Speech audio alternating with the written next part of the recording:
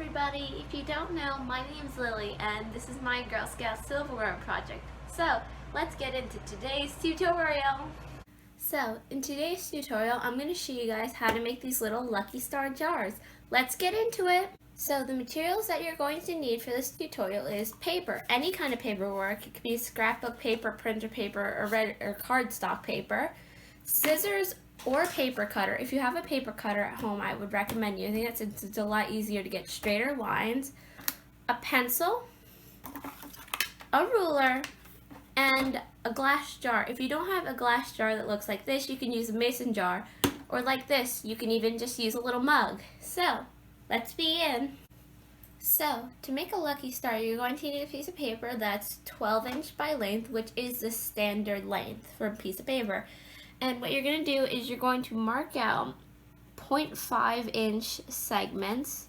If you're going to make multiple, I recommend just marking out all of them at once so you don't have to go back. They don't have to be exactly 0.5 inches, but I would recommend making them 0.5 or less, because if you make them too thick, they're too hard to roll. So what you're going to do is you're going to cut the strip of paper at the line.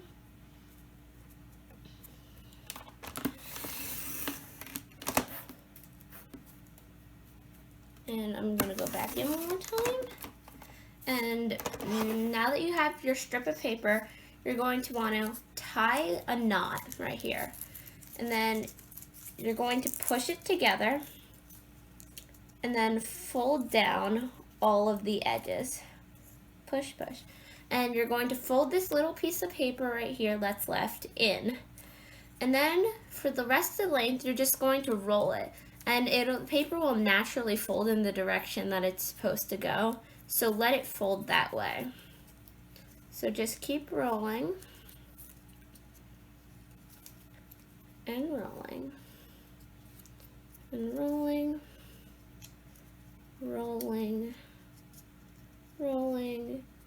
And once you see that there's not enough paper left to fold over, you'll see there should be a little V right there, and that's where you're going to need to put your piece of paper. So what you'll do is you'll take your scissors and cut it, but make sure you don't cut it too short so you can actually fit the piece of paper in. And you're going to slip it right in to there. Also, while you're rolling it, make sure you roll it nice and tight so it doesn't fall apart when you fold the lines. So then, you can use your hands, and if you have a tougher paper, I would recommend using a pencil, but you're just going to push into the sides. It doesn't matter if it's perfect because you can fix it later. So just push them all in, and then bend the corners a little bit till you get your desired star shape, and voila! This is a star! Now I'm going to make my jar. So for this, it's going to take a lot of time and patience. So I definitely recommend putting on some music and having some kind of back support so your back doesn't hurt while you're working. So I'm going to be doing three layers of these three colors: pink, blue, and green. And I'm just going to be repeating the process over. 0.5" sheet of paper and fold it and push it together. And for scrapbook paper, I recommend using a pencil to push in the edges because it's a lot thicker and harder to fold.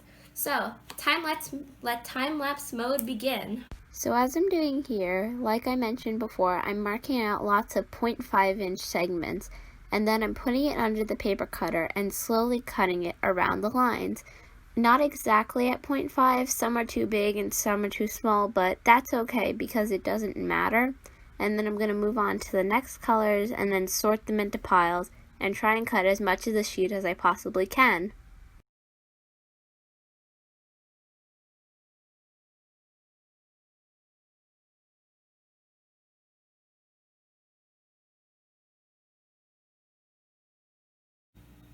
So I cut up all of my sheets of paper first, so now I have 3 piles for 3 different types of stars. So let's get folding! So the first color that I've chosen to fold is pink, and I'm not going to press in the sides yet. I'm just going to fold them all first and get it done.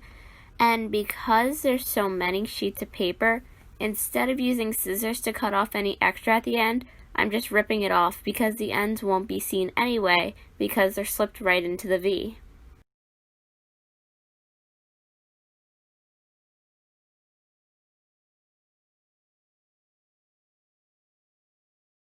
Now that I've finished folding all the pink ones, I'm going into pressing in all the sides.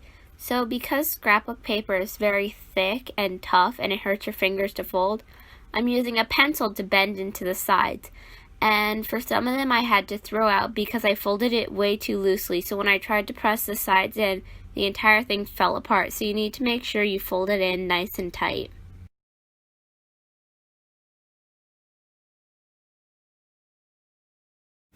So now that I'm all done finishing folding the first layer, I'm going to put them right on into the jar. Let's see how many we got. Oh, don't roll away, little star. I'm going to shake it. And there we go. I couldn't find the one that I lost. So I'm just going to close the cap and put this aside for the next layer, and I'm going to clean up the scraps. So the next color that I'm working on is blue, and if you notice that on some of your strips of paper, one end is thicker than the other, make sure you tie the knot on the thicker end so you can actually close it off properly and it won't fall apart or won't be able to close at all.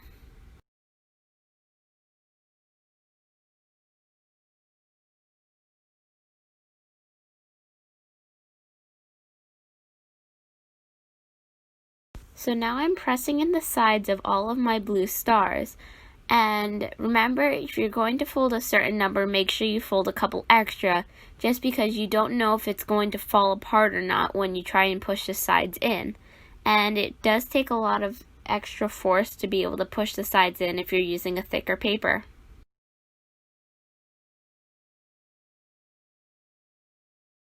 Now that I've finished folding up the blue stars, it's time to add them to the jar with the pink ones. Just make sure they don't roll away. I'm going to shake the jar to even them out so they're not all clumpy and there's room for the green ones. And, well, let's get on to the green ones. So the final color that I'm working on is green, so this is my top last layer. And by now I think you should be getting the hang of it, but it still is time consuming, and of course you can still easily mess it up. Just make sure you're patient while folding, and you can always rip a piece off and try and refold it if you think you've messed up.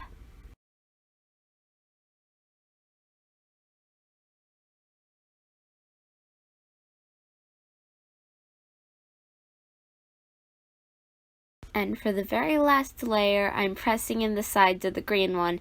And I noticed for green, actually for some of them, I did not tie it tight enough, so they kept falling apart. But for a few of the stars, I were able to hold it together enough while pressing the sides, so even if it was loose, I was still able to save it. So, now that I'm done with the green stars, I'm going to put them on in the jar.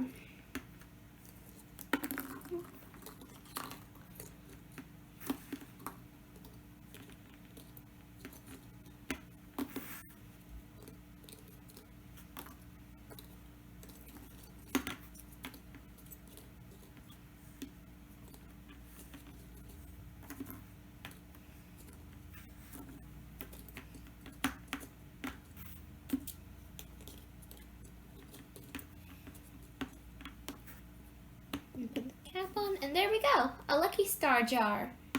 Oh, that rhymes. Thank you so much for watching today's tutorial. I hope you enjoyed making a lucky star jar with me. And if you were wondering, I ended up using about 35 stars in this. So, I hope you have a great day, and I'll see you later. Bye!